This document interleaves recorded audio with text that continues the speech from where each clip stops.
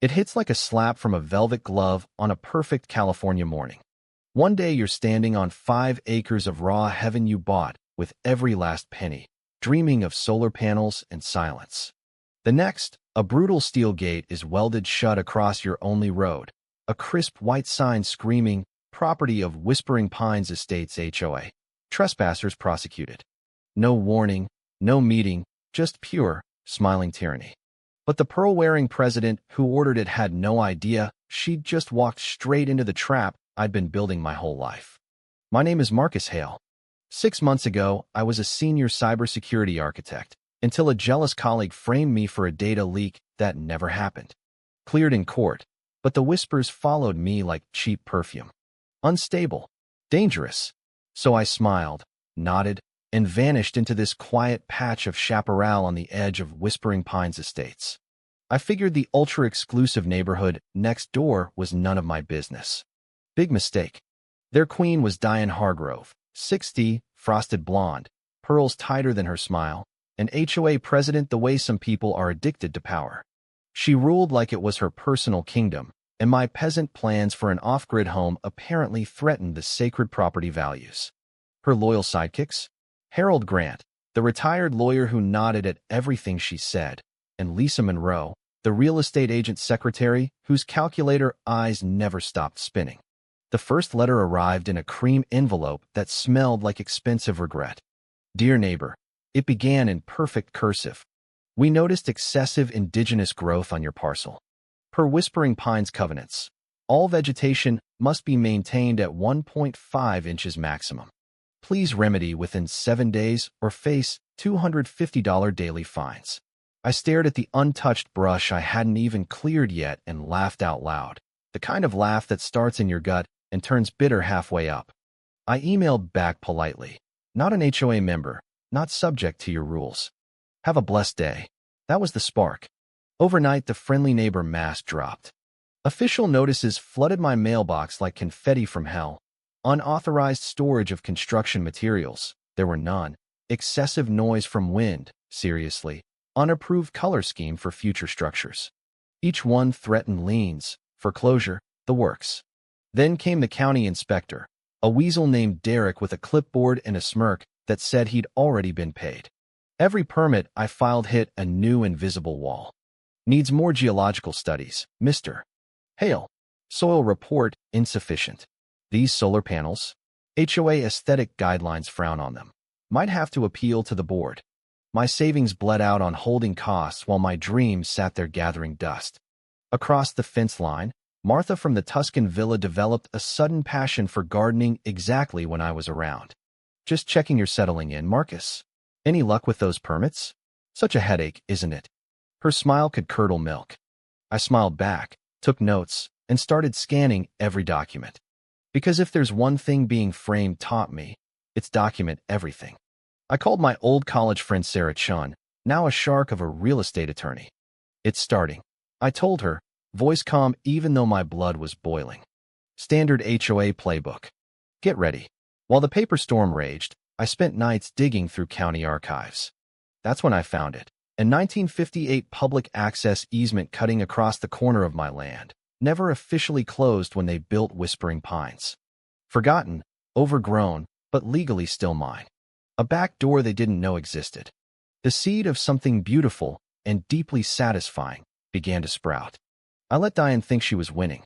Every day, I drove to the main boundary, paced like a defeated man, kicked the dirt for the benefit of Martha's binoculars. Inside, I was grinning. Phase 1 of the honeypot was live. Under new moon darkness, I hired a tiny, discreet crew and started clearing that secret easement road.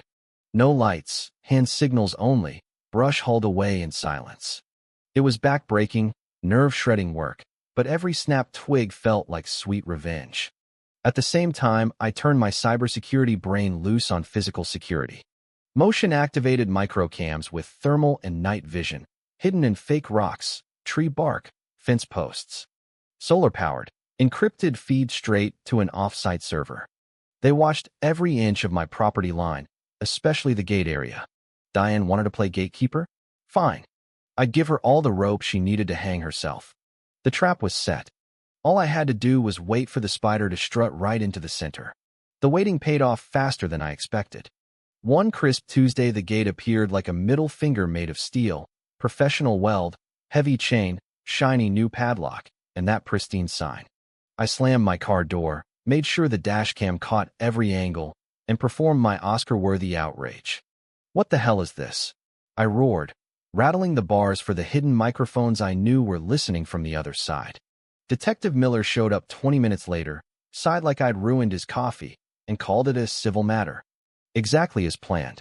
Less than an hour later, Diane's black Mercedes purred up. She stepped out in linen and pearls, radiating fake concern. "Marcus, darling, is there a problem?" I turned slowly, face a perfect mask of frustration. "Problem? Someone illegally blocked my only access." "Any idea who, Mrs. Hargrove?" Her smile was pure ice. "Oh, that gate. It's on HOA property now. Recent boundary clarification based on historical surveys. We've been trying to reach you about joining our lovely community." Harold shuffled forward, reciting lines like a bad actor. "Technically, this access point has always been within the original parcel, Mr. Hale. We're simply securing the perimeter." I laughed, the bitter kind. "So I can't reach my own land unless I agree to your rules?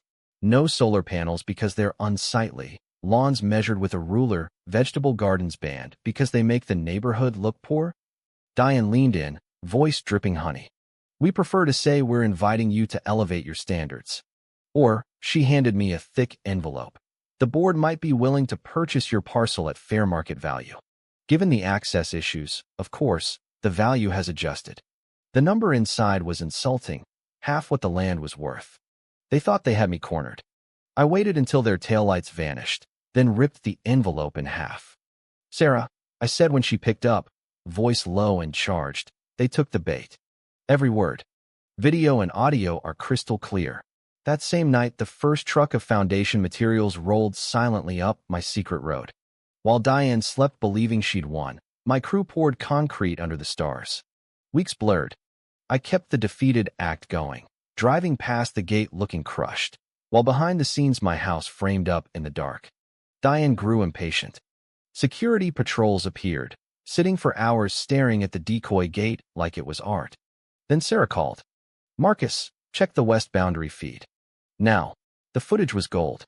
Derek the inspector and two of Diane's security goons used bolt cutters on their own gate, slipped onto my land, planted fake violation stakes, then found the construction site.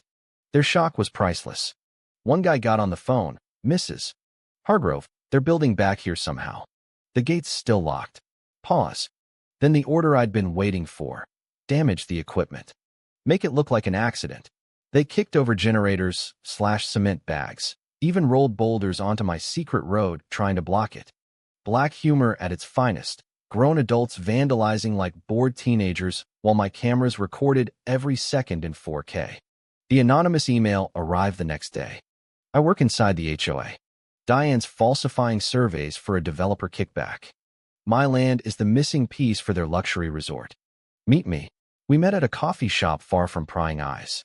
Lisa Monroe, yes, the secretary, slid into the booth looking terrified but determined. She slid over a folder thick with forged documents and emails proving Diane stood to pocket $2 million in consulting fees. "She's spiraling," Lisa whispered. "Thinks everyone's plotting against her. Use this." Armed with video of trespass, vandalism, sabotage, and Lisa's testimony, I walked into the station again. Detective Miller's bored face vanished the second he saw the footage. "This just became criminal, Mr.